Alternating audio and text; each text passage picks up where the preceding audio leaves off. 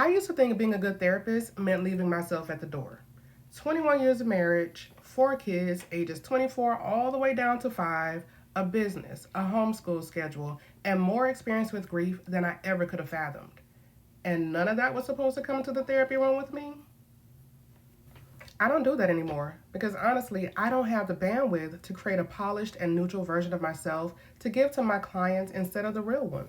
I've also spent years in corporate learning how to code switch, and burnout taught me it's not worth the toll that it takes on my mental and emotional health. So I show up as myself, a therapist who's raising a 5-year-old while also sharing parental wisdom with a 24-year-old, and that's whether they're under the same roof or not. I'm someone who's ran a team before she's ran a practice, and I'm also someone who's negotiated bedtime and business deals in the same afternoon. Here's something that I would usually only say to my colleagues. But my best clinical moments didn't happen because I stayed neutral. They happened because I was a whole person in the room. Clients can tell the difference between a real reaction and a rehearsed one.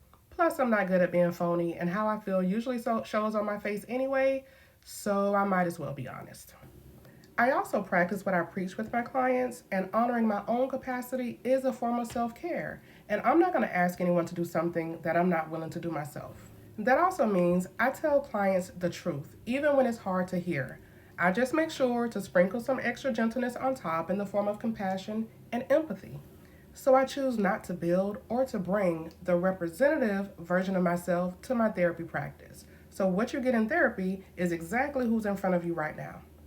And if you've been waiting for a therapist who feels like a real person and not a script, it's who I already am.